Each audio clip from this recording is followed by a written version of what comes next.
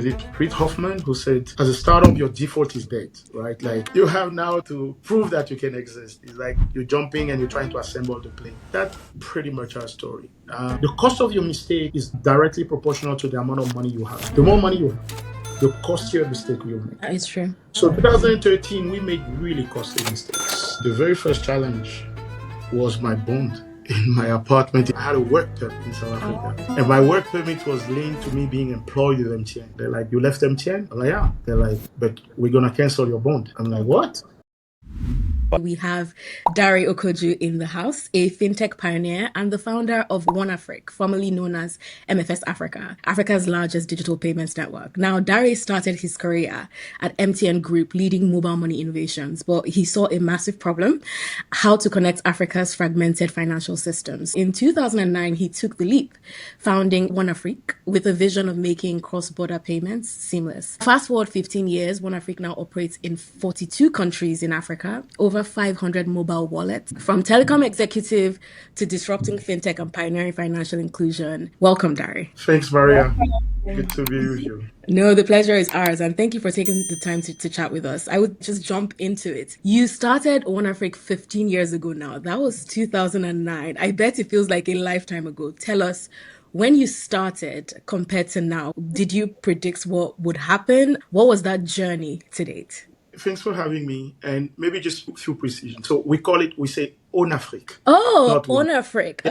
Okay. And the story is actually that we're inspired by honor in Yoruba, pathways to Africa. Yeah. Like honor, And the road. honor, exactly. And in Swahili, honor also means to be seen.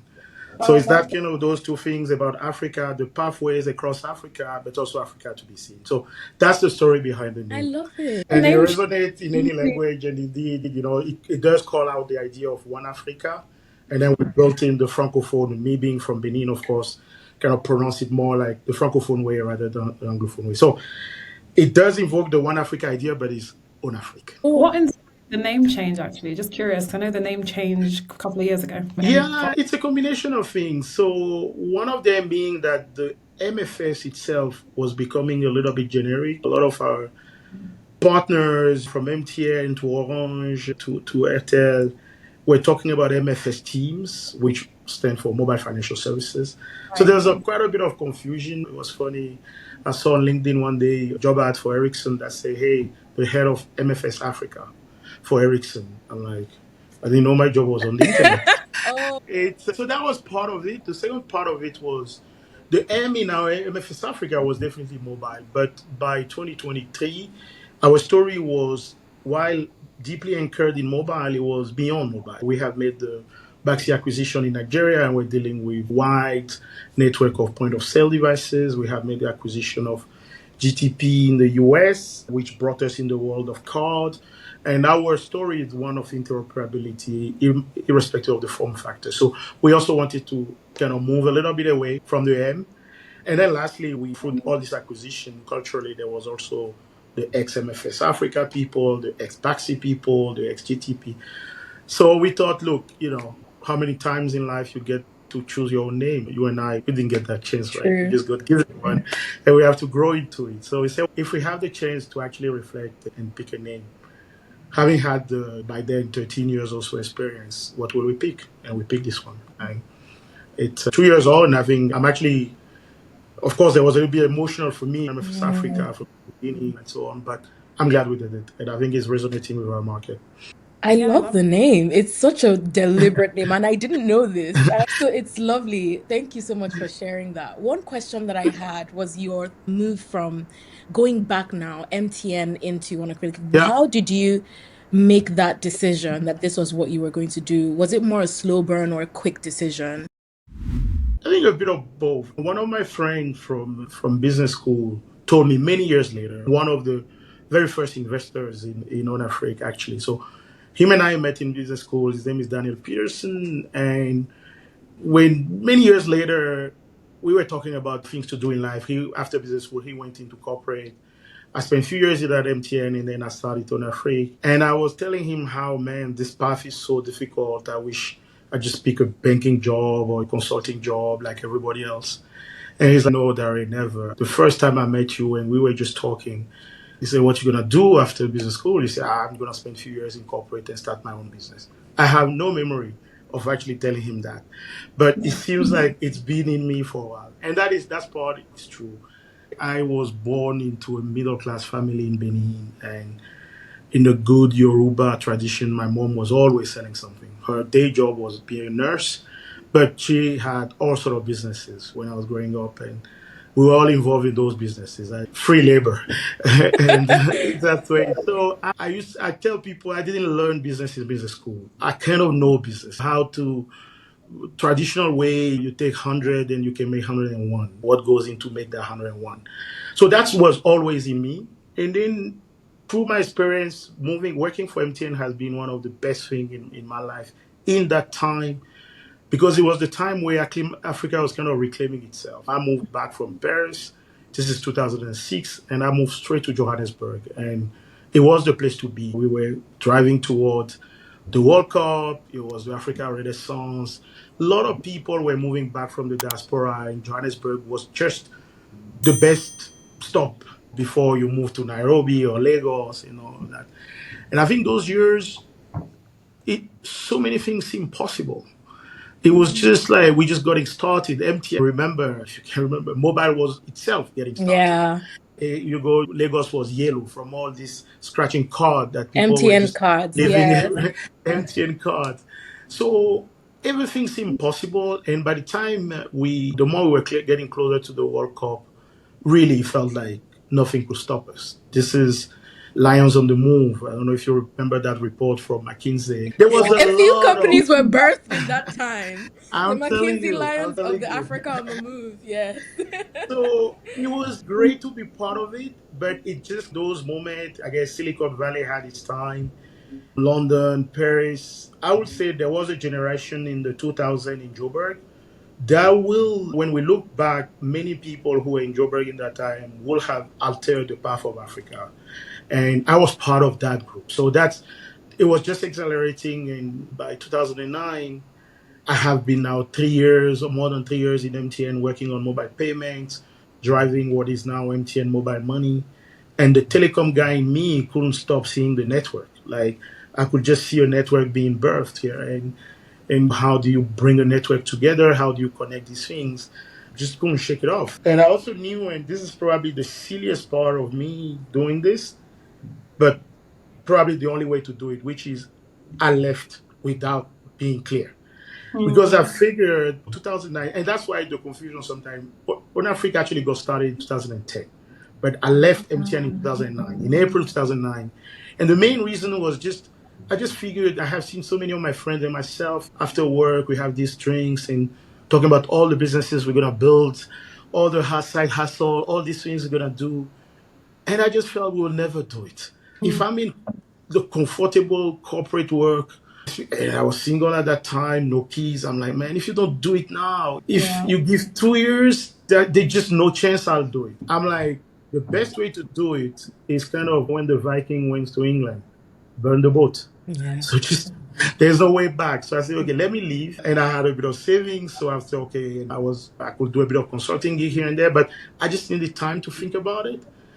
But I cannot think about it without having taken the risk. So I left 2009, and January 2010, we raised our seed capital, and then the first few people joined, and that was it. So yeah, I wasn't, to your question, was it impulsive? Yes, in a way, it was a long thought, but I felt like I have to rip it. I just had to, and then figure out, and there would never be a smooth bridge from corporate to the informal sector, as I like to call it. Oh, I love that. I think I'm just really curious because it sounds like you took the leap, you took a bet on yourself, you knew that you wanted to solve a problem, but you hadn't quite figured out how you were going to do it.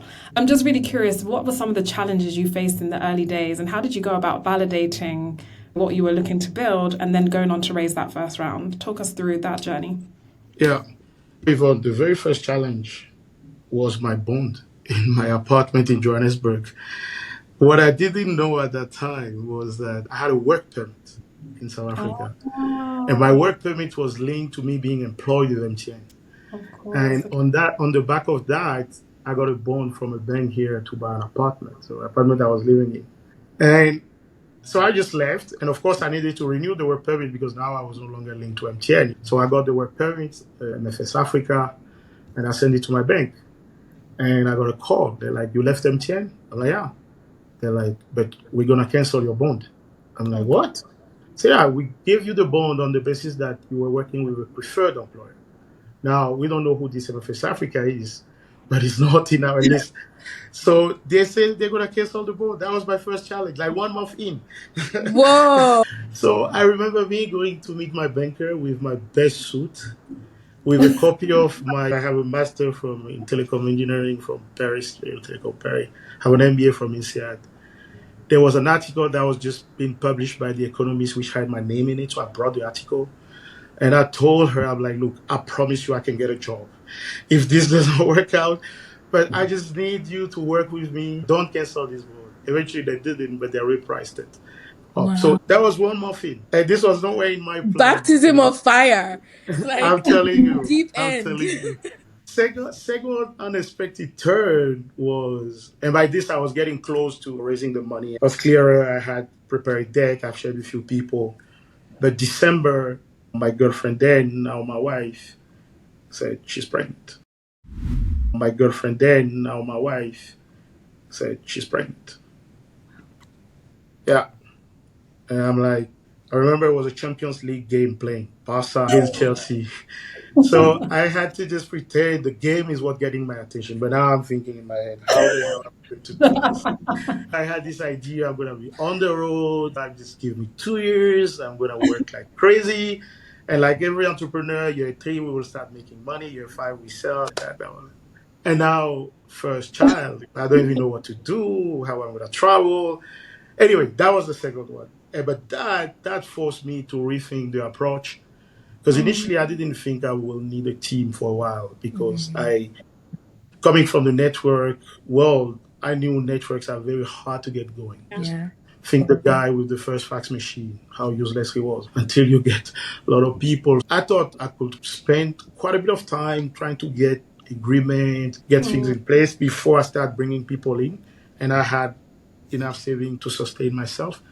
But I had to throw that plan away in December 2009 and actually raise now enough money to hire a team initially. And so to come back to your question, the I always been of a school that if you have the right people, the deck is stacked in your favor. If you have the wrong people, doesn't matter, it won't work out. So I knew vaguely the idea, which was network, bring all these disparate schemes together. And I just wanted a team. And I knew the people I wanted. These were people I worked with when I was at MTN. Sharon Whelan, who was very junior in my team in Cameroon that time. Philip Nielsen, he was in my team in Nigeria. Mas Chaponda, who I almost hired in MTN. But as we were getting close to the end of, I had to tell him, I'm like, I know we're close here, but I'm actually leaving. And I'm going to start a business that's going to do this and this. And he's like, "Oh, that's even more interesting." So he stopped the interview with the MTN process and then he joined. And we, both Maz and Philip has been to INSEAD, and that's how, we're not there the same years, but we knew each other through the network. Philip, I had worked with her, and Sharon, I worked with her as well. And so that was, and it was a matter of how much money, how do we raise enough to actually be able to sustain that team, and that team also chip in with their own money. So we all say, look, whether we agree on what normal salary will have been. Yeah. So we all say, look, whether we agree on what normal salary will have, and every month, every dollar you did not take, that goes toward you getting shares. So we had a very straightforward formula at the beginning to say, hey, and it's just how long you want to do that for, determine how many shares you got. And then I sent the deck. Then I put a deck together and I sent it to my class essentially of business school, and we set up an SPV called Yeah. Fonty from Fontainebleau, which is where the main campus of INSEAD is. And that's still the biggest shareholder of Onafriq today, that group of people. So we was like $10,000 here, $20,000 here, 50 here. All those bankers and consultants just Be nice to them. I'm telling you. If the young me listening or in business school right now, just be nice to them because they have the usefulness in Yeah. the cycle of that. So that's how we raise the first capital. So it's a combination of us putting hard cash ourselves, so Yeah. myself, I put Philip and so on, forfeiting salaries for a while, and then taking hard cash from that group. So it was How about much was that in 500,000, total? 500,000, Wow. which we extend to about to another 250,000 after a year. The same group, yeah. Amazing. I love that. Now, one of the things you said is networks are hard, and obviously you really tapped into your network in hiring the team, but also raising that first round. Having worked at MTN, I'm sure you would have built out a really strong network during your time there. What role did strategic partnerships play in the early days of Onafriq, and how did you approach selecting the right partners, given that it was still Yeah. quite early within the fintech scene and within Africa at the time?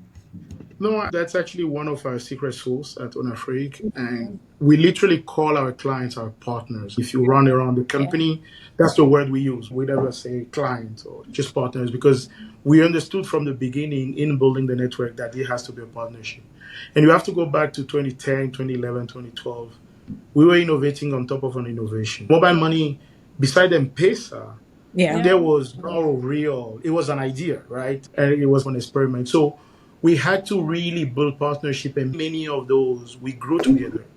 Our very first cross-border transaction was between Cote d'Ivoire and Benin. It was in November 2014, so 11 years ago. Our first transaction in East Africa was between Rwanda and Uganda. That was 2015, so 10 years ago. I can tell you, 10 years ago, Momo in Rwanda is not what it is today. Yeah. MTN mobile money in Benin is not what it is Yeah. today. And so it was really early days of trying to grow together.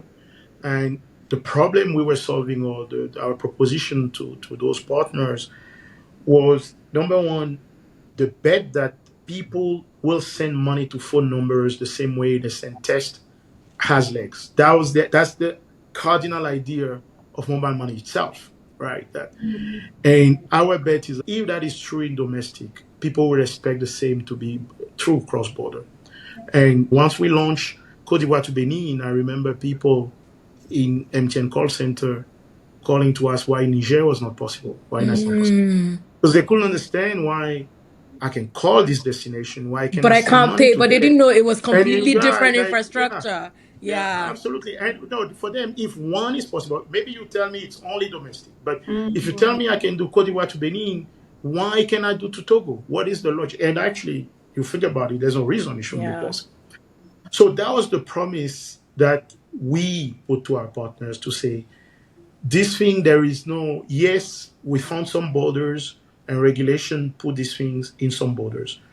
But the world is moving fast, Africa is moving fast, and the people will take it for granted that this thing should be cross border the same way they take it for granted that the phone is cross border. Look at us today. I don't even know where you guys are. You sent me a link, and I completely trusted that if I click that link, we will It will speak. work. And there's no reason, and I'm old enough to have known the world that you couldn't take this for granted. When I left Benin in '94, you couldn't take it for granted that you could call your parents for Christmas. You have to write letters to let people know when you're going to call so they can go to the neighbor and wait for the phone call. And if you pick the 1st of January, there will be too many people Too many calling. You may people. not get the Yeah. line. Yeah. And that was '94. And now we are 30 years later. And we didn't even check with each other whether we can talk. We just assumed. Yeah. We, back in 2010, certainly in 2014, believed that future would be true for money as well. And that's what we were preaching for our partners. And you needed them to be partner to believe and work with us to get to where we are today. And so we kind of grew from that. And the first people who joined the company, it's really anchored in our DNA. Part of our values, I remember around 2017, 2018, the first time we actually sat down and kind of wrote down our culture and the value. We had one which we call delight our partners. So it's not good enough to do your job. It's not good enough to just do what is expected. We have to delight. And it's still in our DNA. It's really, for us, it's about making them shine because we are B2B. Most people will never know who we are. We don't know what role we play, but there are hundreds of millions of people who will use our service. And the only way that is true is if our partners who actually connected those people see us truly as partners. So that has been very key. And a lot of the roles we had initially was people who could do that well. Mm. And as we even evolve our sales organization, if you look at it today, mostly is account management. So, they talk about the hunters and the farmers. We have mostly farmers because we bet a lot on relationship. We bet on long time play. We can go through the up and downs, and we're happy to take the heat, be patient, and so on and so forth. And that has worked for us. When you look 15 years later, yeah, it seems like it's a bet that is paying off. Yeah, that is incredible. I'm curious, in this, you've mentioned 15 years. I'm sure there were points in that journey where things probably looked really difficult, or probably you were like, oh my gosh, is this going to work? Maybe too many to count because you're like, tell me which one should I start with? But tell us, what were the defining points in your story, and what was the context around that, and what did you do, or what happened that moved things in a different direction? What did you do, or what happened that moved things in a different direction? Wow. Yeah, no, look, I think it was, I'm trying to remember, is it Reid Hoffman who said, as a startup, your default is dead, right? Like you have now to prove that you can exist. It's like you're jumping and you're trying to assemble the plane. That pretty much our story. I would say if I think back, first mistake, hardest time, first really near death experience, and probably the hardest time in my 15 years was 2014, I think. Mm. 13 to 14. And what happened is 2010, we raised this money, as I mentioned. Within a year, we had a first version of our platform. By December 2010, we actually did our first transaction just from a command prompt from France to Cote d'Ivoire. And someone received the money on their mobile money account. This is 2010. So Mhm. on the back of that, and then we got few agreements. We got Orange, I think, in Madagascar. We got MTN Cote d'Ivoire. We got a few of those partners. And we're able to raise our A round with a bit of drama, but not too much drama. Okay. Like we raised 2 million with a promise for another 3 million, like from the same family office if things were to go well. And it was, first of all, I had to take a picture of the 2 million in our bank account. I never seen so You much had to money be in my whole sure. life. I had to be sure that actually there's $2 million sitting in our bank account. And but we went crazy a bit. I think we hired people. We were inexperienced. And of course, things did not work out the same way. It's partnership, and you think it's gonna take 3 months. Within a year, you're still not there. And meanwhile, now we're paying salaries. We're not asking people to do sacrifice anymore. We used to do some side hustles, like we'll get some consulting gig here and there because our next consultant, Philip, was, and we will. Those things will help our cash flow. We stop all of that. We now focus on the business. Long story, by the end of 2013, the money was coming to an end quickly. And that same family that said they were like, look, we could give you 3 million more. They're like, no, plans have changed.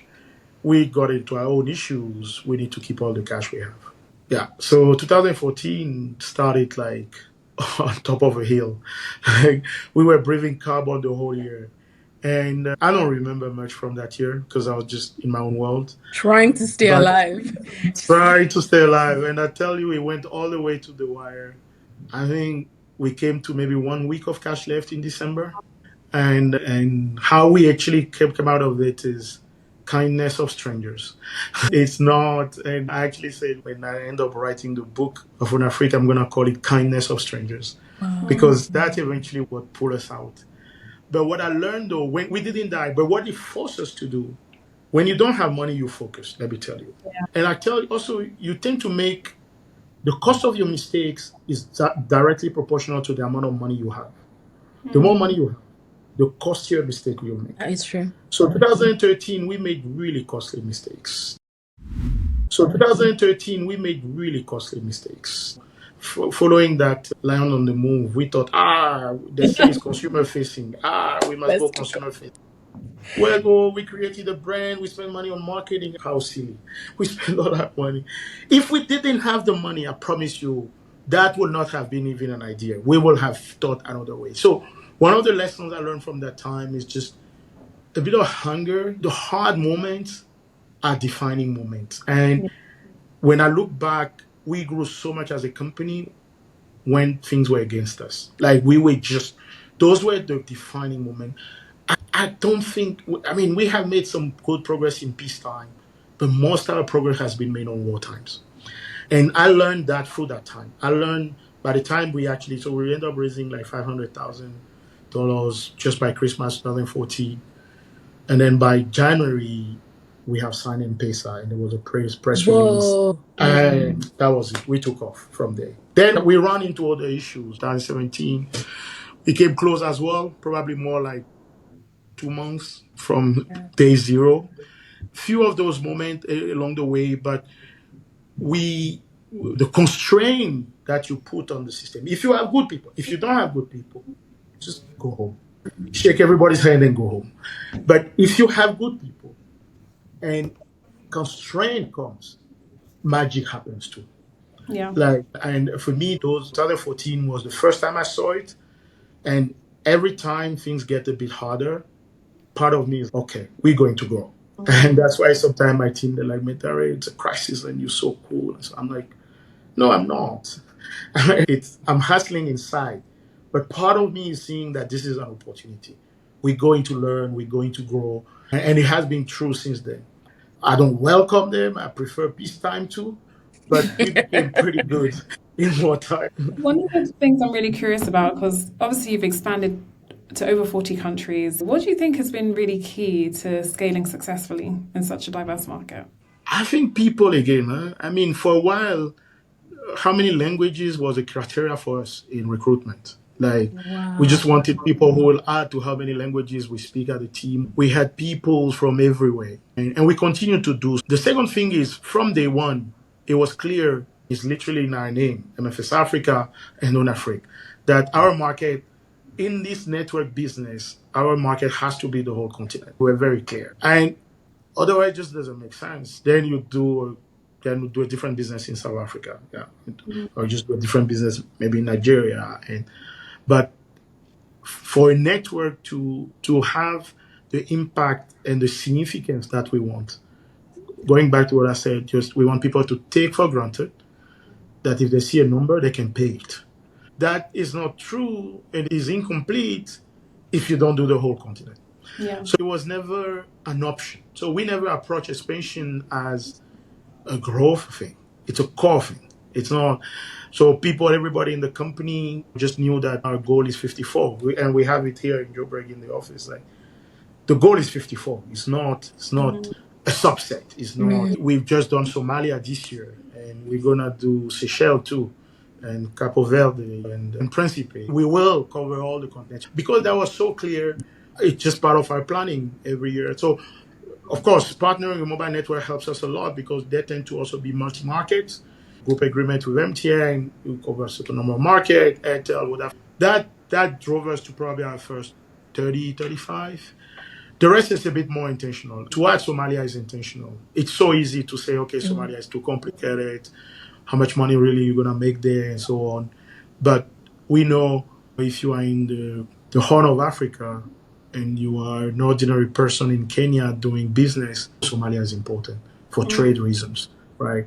So the same reason Capo Verde, just an island, you don't want to worry about that. If you're in Senegal and Gambia, Capo Verde is important because of the trade. So for us, that's how we think at it, that Burundi, why should you bother about Burundi? I'm from Benin, I can talk about small countries like that. But you can argue that take Benin, you can say, okay, why you want to even bother about Benin? If you understand the trade between Benin and Nigeria, you have to do Benin. If you understand the importance of the port of Cotonou for Niger, now there's a bit of fight and that's temporary. So even Chad, there's a lot of trade between those. So because of that, we never made it an option whether we'll cover all the country. And then we hire people who will think and be Pan-African first, people who will understand the mission, and people who are willing to just travel to Guinea-Conakry if they have to, spend a month to connect us if they have to, and so on. So, and that's what's happened. Now we're 42, we can't stop now, so we have no choice. How do you see the mobile money payment space evolving? I think ultimately it's still fraught with challenges. Obviously, you guys have had an incredible impact across the continent. But over the next 5 years, where do you see the gaps? How do you see that evolving, particularly with the rise of stable coins and so on? Where do you see the opportunity today? Yeah. Look, I think when this was it was an hypothesis. Now it's a conviction for me that mobile wallets are going to be the most current form of current account. So if you think about the first layer of banking, like a store of value, deposit, like that's going to be mobile money. I mean, it's already clear. The question then is who controls that mobile money and what's possible after that? Of course, but today, by and large, that is controlled by the mobile networks, the likes of MTN, Orange, Vodafone, Airtel, MFS Group, and so on and so forth. Will that always be true? Maybe not. Maybe there is, and here what could come to play is the value-added services on top. So what can I actually do? What drove the initial success of the mobile networks has been the distribution, those cash in, cash out. That was absolutely crucial. If you think 5 years down the line, will that still be crucial or not? We have seen in Nigeria it's not true. Yeah. We MTN, the networks are not there. You have your OPay and PalmPay. Yeah. Same principle. It's still a mobile wallet, store of value, but it's not controlled by the mobile networks. So can you see a repeat of that in other markets? Question mark. I will not rule it out. Then the next thing is all the things that are possible, from getting a loan to buying Bitcoin or transacting in stablecoin. Can all of this come in the walled garden, like from whoever is providing that wallet? Or will it be sliced by specialists or a combination? I think that's a bit how I think about it. And I think the answer may be country by country. The answer may be a bit different. And I'll come back to the stablecoin question separately. What we are thinking about is that if we get our job, we will make it easier for people to be specialists and we will create bigger market for players. So let me give you an example. If someone really figure out how to do insurance on mobile wallet in Zambia, great for them. But they picked a wrong market. We all know for people in Zambia, just too small. Yeah. But we believe if we do our work well, which is we create that layer of interoperability, which makes it easier for you to move money in and out of any mobile wallet across the continent, become a bit easier for that team to expand that great service they figure out in Zambia Across across the markets. Yeah. So our interest here is fragmentation. Yeah. So the more the market is fragmented, the bigger market for us. Yeah. But we are starting with already a fragmented market, which is just Africa, 54 market. Like those lines are there. I don't believe politicians anytime soon going to allow that to change. Yeah. If they do, kudos, and I'll be the first to applaud. But that reality is likely to stay with us for a very long time. And within those markets, you have further fragmentation. So when you think about it, despite you need that pathways, you need to then connect those disparate things. And if we do it, then the impact is not just our work. The impact is that team that figure out insurance in Zambia. Could be a team that figure out lending in Benin. Is another team that figure out logistic in Gabon. But the dream of one market, this Africa continental thing, there is the politician views, which is a lot of conferences and all of these things. But the reality, I believe, will be built on mobile money. And that reality needs the layer that Onafriq is providing. And of course, we are not the only one. I think in every market or region, you have people at least trying to do part of what we're doing or aspect of what we're doing. But I believe we are probably the most committed to it. We have been from day one. And what I tell the team is we want to build something that will last 100 years. So we can be extremely patient in the way we build it. So for me, that's how it's going to evolve. Mobile wallet will be the current account.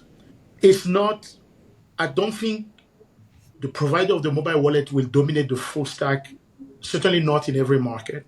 I think we'll see specialists. And hopefully for our specialists will be continental and not just regional or national.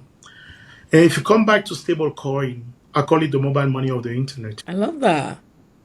At the beginning, at the heart of it, I give $100, I get $100 back that I can trade 24/7. That was M-Pesa for Kenyan shillings from day one. That's mobile money in Ghana. That's the fact you move it to digital and you can trade instantly anytime. So it will, I expect it to have the same success that mobile money has for the different currencies outside of Africa. It will also need to be connected to the other mobile money, the stable coin of Africa, just to have a full global network. I see Yeah. it as our opportunity. 5 years ago, we saw the need to connect our network to the rest of the world. And our way to do it was to connect with Alipay and then few other players for China and Visa for the rest of the world. Today is through Ripple, which we've got partnership with Circle, with Numbers. So I think eventually these things will connect and people like us will be part of connecting them. But it's the extension of the same idea that money needs to be able to move the same way information moves. And the internet that happened to us, and we can have this call, we can use SMS, we can WhatsApp. Eventually, money needs to move there. And the whole crypto was the first attempt, but the volatility was too much. The stable coin is the world catching up to mobile money because Yeah. that's the essence of mobile money. And now it's a bigger platform because the internet is global. And because it's global, the national borders are a bit harder to Yeah. enforce. So it's a bit more international and cross-border by nature, as opposed to mobile money I in love it. Uganda or M-Pesa in Kenya. But I do see all of these things converging eventually that I will expect every mobile wallet will have some sort of stable coin wallet attached to it, where people will be able to just come in and out easily. Will it happen tomorrow? Probably not. Yeah. If we have this conversation 10 years, Maybe. most likely. Yeah. Startup leap. The number. I love it. I love that analogy of stablecoin being the mobile money for the internet. I've never heard that. So that's actually quite interesting. I had two questions, especially on markets. You acquired Bionic and Capricorn Capital in 2020, 2021. I'm curious, what was your thinking around that? How did you think about that? And then also, a second question would be, how do you think about expansion? You talked a lot about Mm. how the Yeah. connectivity of Africa is important to what OnAfric is doing, but is how did you think about Middle East or Asia or other parts of the world? So maybe one on the acquisitions, your mentor model there, Yeah. and then the other on expansion. Okay. So on acquisition, that was really our way of accelerating in 2020, 2021 in the era of zero interest rate. And it was very simple. So we have, I think about the business. If you come to my office here, you'll see on the board there is a three-dimension axe. That's what I draw to everyone. On one dimension is the product. What product do we have? And currently we have two products. We have what we call the network and we have the card. But back in 2020, we only had the network. So just one product. And over time, we may add other products and we may add those products through organic or acquisition. So that's one way that I think about acquisition. The card was added for acquisition. That's why we acquired GTP. And our thinking there is like the interoperability, the network needed to connect to the card world. And we needed to get in. And we spent a few years trying to do that organically, but it was just taking too long. And we had the opportunity to do the acquisition. A, the target, B, the capital to do it. So we did it. The second part acts on this is the market. Where do you play? Right? And how relevant are your markets? Today, we divide our markets into four groups: Southern and East Africa, Francophone Sub-Saharan Africa, Anglophone West Africa, which is Nigeria plus, and then rest of the world. And lately, we have cut out China separately out of rest of the world because our activity was growing. And this is a bit of Russian doors for us. So what we want is to be really good locally. Payment is a local play. So as the region become bigger, we will break them out again. So maybe Anglophone West Africa in a few years will be broken down into Nigeria alone, and maybe there is Ghana and the rest, and then Francophone and so on. All of this is just that we make sure our account managers, as I mentioned, they are on top of their market and their clients. And that could be acquisition too. That Baxi was acquisition to get into Nigeria because we spent many years into trying to get into Nigeria. Our natural way of getting in through mobile networks never worked. But we said, okay, let's go for acquisition. So and then the third axe is our clients. Are we selling those products that we have to? And initially, it was the mobile networks. They were the beginning of the network. They also were the user of the network. So M-Pesa in Kenya is a good client of ours. They use the network to move money out of Kenya. And MTN in Uganda, Orange in Burkina Faso, and so on and so forth. Then we thought about who else can use this network. Money transfer organization were a good example, and that we did organically. We have put a sales team today from Western Union to MoneyGram to G Money Trans in South Korea. You probably never heard of. Everyone who has a meaningful business with Africa in the money transfer world is likely working with us and connected to us. So that, but then when it came to banks and enterprise, organically, we have not had a lot of success. So that was also acquisition. So Bionic acquisition was the enterprise segment. There was a team that was focused on that. They were doing that very well. So we acquired them to be able to get into that. Bank GTP also got a start because they were doing card for banks. So we got the card product, but we also got the segment. So if you see the thing, so market, product, and segment, that's the map we look for when we are doing acquisition. By default, we're trying to do organic. But sometimes the opportunity to do this through inorganic is there. It's not necessarily easier because one thing is to do the deal. The second thing is to actually integrate those companies. And we're still busy with those that we've done. But sometimes it is the right thing to do. And when we look at an acquisition, we look at an opportunity, we usually look at it in that kind of framework. Say, will this accelerate? Will it help? Is the price right? Can we actually integrate this team culture-wise? The founders, can they stay? Because it's important for us to continue building together. So that's how we look. And then 2021, 2022 were a good time to do this as well because the capital was available. It's probably a bit harder. Having most conversation now around share swaps. And share swaps are a little bit harder to pull off, as you can imagine. I love that. And then you say the rest of the world, look, very clear.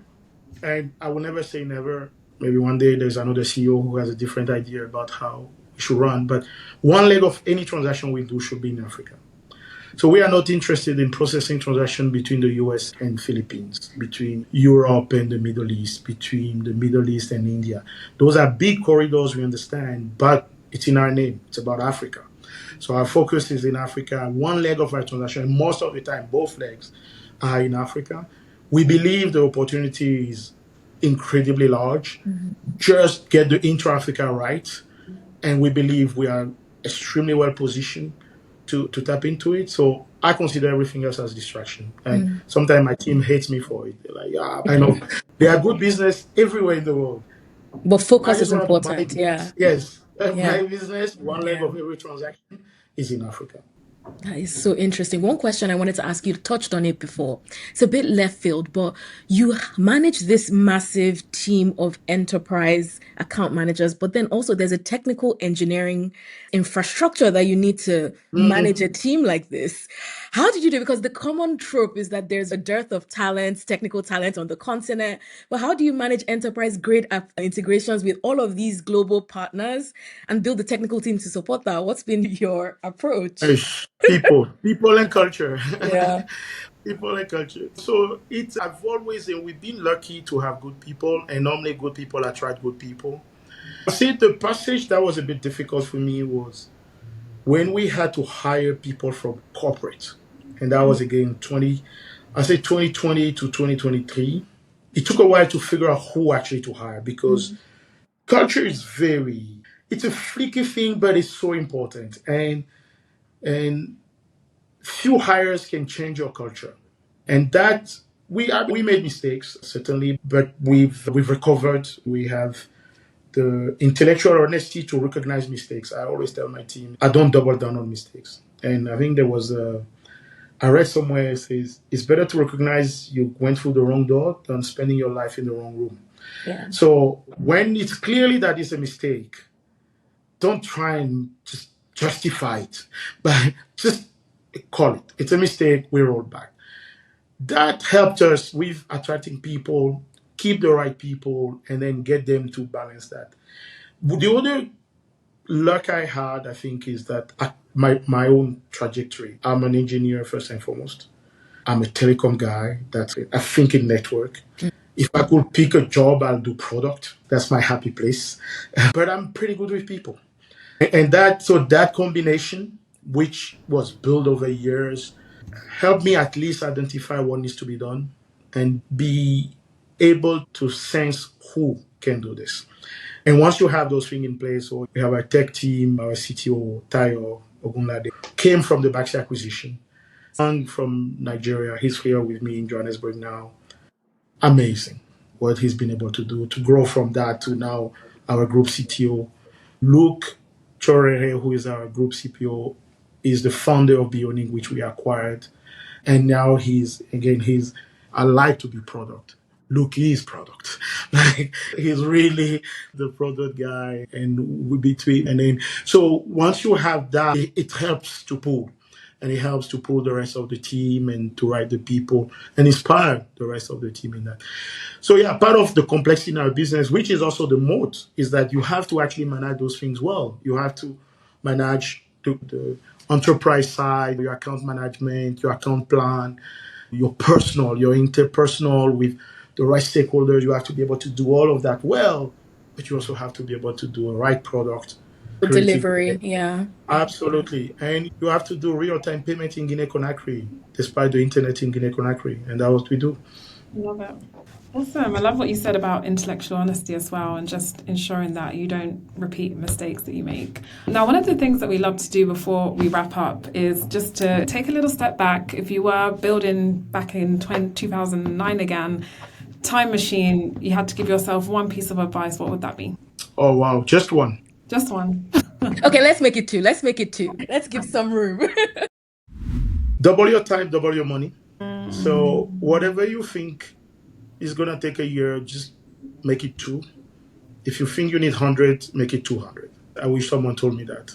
Yeah. The second one is people, man. You probably heard this from me. Every time, from the kind strangers to the people who work with you. And this goes a bit back to network. We talk about network in terms of network, like you, Yeah. as an entrepreneur. I believe at the end, what you take out is what you put in, compounded somehow. Yeah. So when you think about networking as an entrepreneur, either you're just starting or you think about starting or you've been many years in. If you're just transactional, your network won't actually come through for you. I raise money from friend of friend I never met. And I'm talking $500,000 on a phone call because of the network and the trust that was built down. It wasn't when I needed it that it happened. It was what I put in before that. Told you 2014 how we came close. The story is the lowest moment for me was at the airport of Abidjan. This was Ebola years, early December 2014. My flight is delayed, but I got a call from my helper at home in Joburg that someone was trying to break into my house. And and my kids were shouting in the background. And I'm stranded in Abidjan. I'm trying to hustle up. The business is failing. I'm like, Dare, what are you doing? What are you putting not just yourself, but your family through? And the flight was delayed, so I couldn't go anywhere. Eventually, that got sorted. I called a few friends who went to the house. Security came. And I sat down, I got myself a beer. I'm like, okay, I'm going to write down 10 things that I'm going to do when I go back to Joburg. If all 10 of them fail, I'll let the business go. I'll look for a job. Number 5 was to meet with someone who I worked with when I was at MTN, who all I was trying to do was just to raise $500,000. Because there was enough in the business. I knew we had a good product, but we were running out of money. And number 5, by the way, number 2 made me an offer, but it was crazy. Literally, he was going to take the business for $500,000. I was prepared to take it too. But number 5 said, I don't have, but I'm going to talk to someone who could help you. That someone ended up leaving a voicemail on my phone. Who leave voicemail? We are now 18, 19 of December in South Africa. Nobody works after the 16th of December. It's done, right? 19th of December, Kumo, my friend who I saw, called me now and said, hey, Dare, I talked to this guy. He wants to meet you. He can't do it. He said he left you a message. You didn't call back. I'm like, Kumo, who leaves a message? Anyway, I called the guy back. He said, okay, can you come see me now? I went to see him. By 23rd December, we raised $500,000. Yeah. It's not, he didn't know me, but he knew Kumo, who knew me. And it wasn't at that time. It was what happened before. Yeah. So that's why for me, the network, and when I say about people, and when we think about networking, it's not you rush and then you introduce yourself and you talk at the cocktail, you take the WhatsApp. Is what are you putting in the network yourself? Because that's eventually what you're going to take out. Yeah. It will be compounded, but that's the input. If you don't put in, you won't get anything. And being genuine, being authentic, being a really good person does pay up. Yeah. And too often I've done people say, nah, good guys don't get ahead. I don't believe so. Me too. I think they do. I think they do. And I think my advice would be that people just to be genuinely good and to put into the network. And that's what they will get back eventually. Yeah. Incredible. That is incredible. Final question is just around looking back at your journey. Are there any resources, individuals that you've really looked up to? Where it could be a book, it could be podcasts that could help our fellow in their journeys as well. I read a lot. I'm a bit new to podcasts. I mean, a few years. So Yeah. I read more and I read a lot of different things. I read fiction. I don't read a lot of business books. Every now and then I do. The one for entrepreneurship, the one that was very helpful was Hard Thing About Hard Things. Yeah. That I'm sure everybody, and then the one about culture, what you do is who you are. Those were extremely helpful over the years. I'm also lucky that I have a good network of people. I have people like I go to for finance questions. I have people I go to for people questions. People I go to for tech questions. And these are great friends, mentors, helps that over the years have been there and continue to be there. I make time every Friday morning, have breakfast with someone. That's just like a ritual. And sometimes it's someone in the company, and sometimes it's someone outside, someone I haven't seen, someone. So I just make that time to meet in person with someone every Friday if I'm in Joburg. If I'm traveling, then it depends a little bit on what I'm doing. But it just helps me keep that thing. I go to church and I tell people, so I'm Catholic. I don't go every Sunday, but I try to go. And I do find a lot of peace in that 1 hour. Yeah.